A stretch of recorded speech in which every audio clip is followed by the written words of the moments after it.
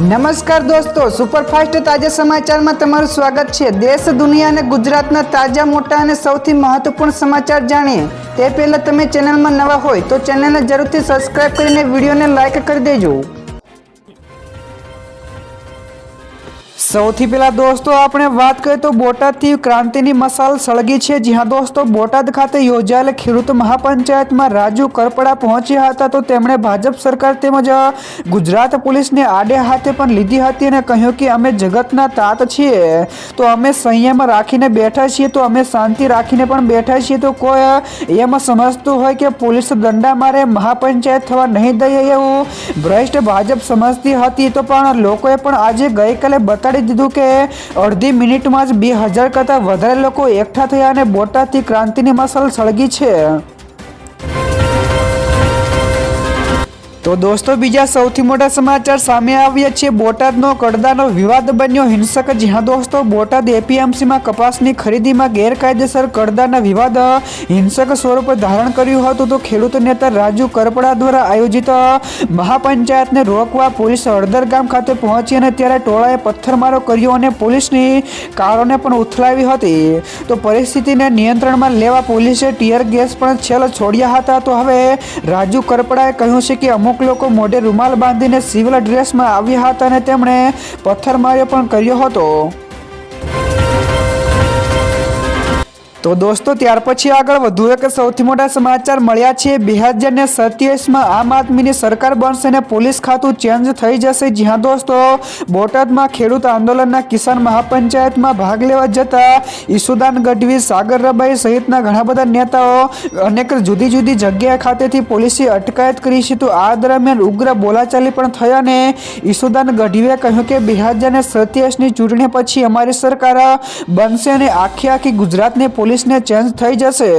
તો આ આંદોલનમાં ગત રાત્રે મુખ્ય ખેડૂત આગેવાન રાજુ કરપડાને પણ પોલીસે અટકાયત કરી હતી।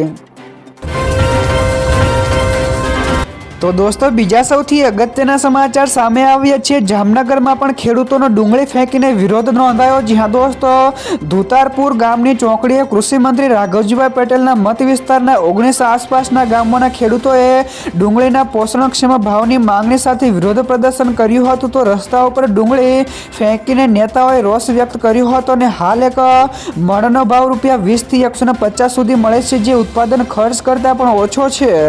તો ખેડૂતો માંગે છે કે સરકાર વ્યાજબી ભાવ આપે, જેથી ₹140 પ્રતિ મણ પણ મળે તો કિલો પ્રતિ ₹7.5 થાય। ત્યાર પછી દોસ્તો આગળ વધુ એક સૌથી અગત્યના સમાચાર, ભાજપ સરકારની તાનાશાહીની તમામ હદ વટાવી। જી હા દોસ્તો, બોટાદમાં આમ આદમી પાર્ટીની કિસાન મહાપંચાયત યોજાઈ હતી, જો કે આ પહેલા જ આમ આદમી પાર્ટીએ આરોપ લગાવતા એક વિડીયો પણ શેર કરીને લખ્યું કે ભાજપ સરકાર તાનાશાહીની તમામ હદો પણ વટાવી રહી છે।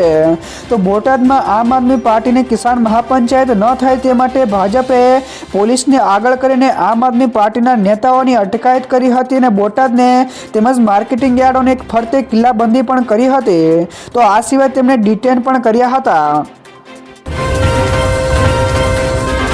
ત્યારબાદ દોસ્તો ફટાફટ આગળના બીજા સમાચારની વાત કરવામાં તો ગુજરાતની પાણીની ચિંતા ટળી તો નર્મદા ડેમ 100% ભરાયો। જી હા દોસ્તો, નર્મદા ડેમ એટલે કે સરદાર સરોવર સંપૂર્ણ ભરાઈને 138.68 મીટરની મહત્તમ સપાટીએ પહોંચ્યો છે, તો હાલ પાણીની આવક 1 લાખ ક્યુસેકથી વધારે છે, જે ઉપરવાસમાંથી મોટા પ્રમાણમાં પાણીના સંકેતો આપે છે, તો ડેમ 100% ભરાયેલો હોવાથી વધારાનું પાણી સંગ્રહી શકાય નહીં, તો આ ગુજરાત અને અન્ય રાજ્યો માટે સિંચાઈ તેમજ પીવાના પાણી માટે સકારાત્મક છે, પરંતુ પાણીનો નિયંત્રિત નિકાલ જરૂરી છે।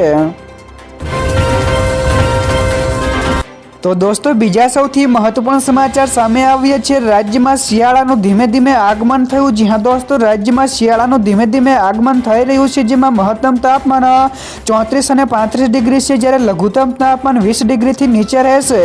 ત્યારે ચોમાસાએ ગુજરાત, રાજસ્થાન, મહારાષ્ટ્ર અને મધ્યપ્રદેશમાંથી વિદાય લીધી છે, તો હવામાન વિભાગે ચોમાસાની સત્તાવાર વિદાયની પણ જાહેરાત કરી છે, તો આગામી 7 દિવસ ગુજરાતમાં વાદળછાયું વાતાવરણ રહેશે, પરંતુ વરસાદની આગાહી નથી। તો અમદાવાદમાં મહત્તમ તાપમાન 34 ડિગ્રી અને લઘુત્તમ 23 ડિગ્રી રહેવાની પણ સંભાવના છે। તો દોસ્તો ત્યાર પછી આગળ વધુ એક સૌથી મહત્વપૂર્ણ સમાચાર શિક્ષણ મંત્રાલયનો મોટો નિર્ણય, જ્યાં દોસ્તો એપ્રિલ 2026થી શરૂ થતા નવા શૈક્ષણિક સત્ર 2026-27માં ભારતીય શાળાઓના ત્રીજા ધોરણથી જ AI એટલે કે આર્ટિફિશિયલ ઇન્ટેલિજન્સને અભ્યાસક્રમમાં સામેલ કરવાની તૈયારીઓ ચાલી રહી છે. તો શિક્ષણ મંત્રાલયના આ પહેલને સ્કિલ ઇન્ડિયા ઇકોસિસ્ટમ સાથે જોડીને નાના બાળકોને ડિજિટલ તેમજ તકનીકી જ્ઞાન આપવામાં માંગે છે. તો હાલમાં CBSE ધોરણ 6માંથી જ AI એટલે કે આર્ટિફિશિયલને એક મોડ્યુલ તરીકે ભણાવાય છે. તો આ બદલાવ માટે શિક્ષકોને તાલીમ પણ આપવા અને અભ્યાસક્રમ તૈયાર કરવાના પગલાં પણ લેવાઈ રહ્યા છે.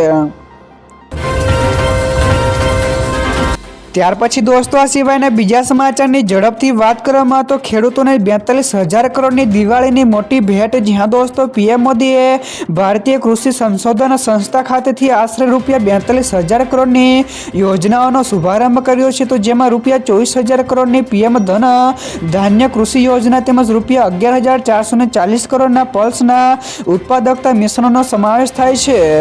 તો ધન ધાન્ય યોજનાનો હેતુ 100 આકાંક્ષી જિલ્લાઓમાં ખેડૂતોની આવક વધારવાનો તેમજ કૃષિ ઉત્પાદકતા સુધારવાનો અને લોન સુવિધાઓને સરળ બનાવવાનો છે. તો તેમણે ₹5,450 કરોડની અન્ય કૃષિ યોજનાઓનું પણ ઉદ્ઘાટન કર્યું હતું. તો દોસ્તો બીજા સૌથી મોટા સમાચાર સામે આવ્યા છે. અંબાલાલ પટેલની હાડ થીજાવતી ઠંડીની આગાહી છે. જી હા દોસ્તો, હવામાન નિષ્ણાત અંબાલાલ પટેલના જણાવ્યા અનુસાર ગુજરાતમાં 23 ઓક્ટોબરથી ઠંડી શરૂ થશે તેમજ 22 ડિસેમ્બરથી હાડ થીજાવતી ઠંડી અનુભવાશે. તો 12 ફેબ્રુઆરી સુધી કડકડતી ઠંડી રહેશે તેમજ લઘુત્તમ તાપમાન 8 ડિગ્રીથી નીચે જઈ શકે છે. તો નવેમ્બરમાં પશ્ચિમી વિક્ષેપ અને બંગાળના ઉપસાગરમાં વાવાઝોડાની પણ શક્યતા દર્શાવી છે. તો આ સિવાય અરબી સમુદ્રમાં હલચલના કારણે માવઠાની પણ શક્યતા દર્શાવી છે. તો દિવાળીના સમયે શહેરી વિસ્તારોમાં ઠંડીનો અહેસાસ થવા લાગશે તેવું પણ તેમણે જણાવ્યું છે. તો દોસ્તો બીજા સૌથી અગત્યના સમાચાર સામે આવ્યા છે. 2027માં કુંભ માટે ગંગાના કિનારે મહત્વનું નિર્માણ થશે. જ્યાં દોસ્તો હરિદ્વારમાં વર્ષ 2027માં યોજાનાર અર્ધકુંભ માટે સરકારે તૈયારીઓ તેજ કરી છે. તો આ અંતર્ગત અમરાપુર ઘાટથી ઋષિકુલ બ્રિજ સુધી ગંગાના ડાબા કિનારે ₹12,000 કરોડના ખર્ચે નવા ઘાટનું નિર્માણ કરાશે. તો આ પ્રોજેક્ટ આશરે 8 મહિના એટલે કે 240 દિવસમાં પૂરો કરવાનો લક્ષ્ય છે. તો નવો ઘાટ લાખો શ્રદ્ધાળુઓને સ્નાનની સારી સુવિધા આપશે અને ઘાટના સૌંદર્યકરણથી પણ તે પ્રવાસનનું આકર્ષણનું કેન્દ્ર પણ બનશે. તો દોસ્તો ત્યાર પછી આગળ વધુ એક સૌથી મોટા સમાચાર મળ્યા છે. તો આ કારણે પાકિસ્તાનને લાગ્યા મરચા. જ્યાં દોસ્તો ભારત અને અફઘાનિસ્તાનના સંયુક્ત નિવેદનમાં કાશ્મીરને ભારતનો હિસ્સો ગણાવ્યો છે. તો જેની સામે પાકિસ્તાને વાંધો ઉઠાવ્યો છે. તો પાકિસ્તાનના વિદેશ મંત્રાલયે કહ્યું છે કે સંયુક્ત નિવેદનમાં જમ્મુ અને કાશ્મીરને ભારતનો હિસ્સો ગણાવવો એ સંયુક્ત રાષ્ટ્ર સુરક્ષા પરિષદના સંબોધિત ઠરાવોનું ઉલ્લંઘન છે. તો અફઘાનિસ્તાને આતંકવાદને પાકિસ્તાનની આંતરિક સમસ્યા ગણાવી હતી. તો આ સાથે જ અફઘાનમાં થયેલા હુમલા માટે પણ પાકિસ્તાને જવાબદાર ગણાવ્યું છે.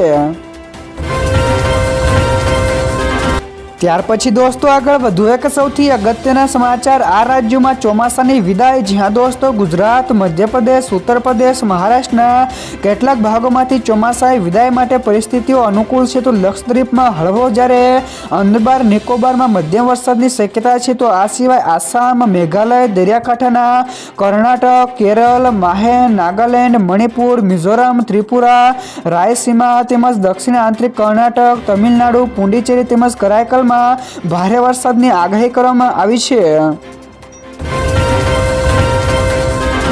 ત્યારબાદ દોસ્તો ફટાફટ આગળના બીજા સમાચારની વાત કરવામાં આવે તો યુપીઆઈ યુઝર્સ માટે આવ્યા સારા સમાચાર. જ્યાં દોસ્તો યુપીઆઈ યુઝર્સ માટે સારા સમાચાર છે. જેમાં એનપીસીઆઈએ 31 ડિસેમ્બરથી એક મોટો ફેરફાર લાવી રહ્યું છે. તો આ નવી સુવિધા તમને ગૂગલ પે, ફોનપે અથવા તો પેટીએમ જેવી કોઈ પણ યુપીઆઈ એપ્લિકેશનોમાંથી તમામ બધા જ ચૂકવણીઓ માટે ઓટો પેમેન્ટ્સ જોવા મળશે તેમજ મેસેજ કરવાની પણ મંજૂરી આપશે. તો ભલે આ ચૂકવણીઓ બીજી એપ્લિકેશનો ઉપર સેટ કરેલી હોય તો વધુમાં તમે આ સાથે જ તમારો ઓટો પેમેન્ટ્સને પણ એક એપ્લિકેશનથી બીજી એપ્લિકેશનમાં ટ્રાન્સફર પણ કરી શકો છો. તો દોસ્તો બીજા સૌથી મહત્વપૂર્ણ સમાચાર, 1 કલાકમાં 50,000 કરોડ ધોવાયા. જ્યાં દોસ્તો અમેરિકા અને ચીન ટ્રેડ વોર વચ્ચે ડરથી ક્રિપ્ટો માર્કેટમાં ભારે મંદી આવી છે. તો ડોનાલ્ડ ટ્રમ્પ દ્વારા ચીન ઉપર વધારાનો 100% ટેરિફ લગાડવાના નિવેદન પછી બિટકોઇન 12% વધારે ઘટીને $1 લાખ નીચે આવી ગયો છે. તો ઇથેરિયમ અને અન્ય ક્રિપ્ટો કરન્સીમાં પણ 16% કરતાં વધારે તૂટ્યા છે.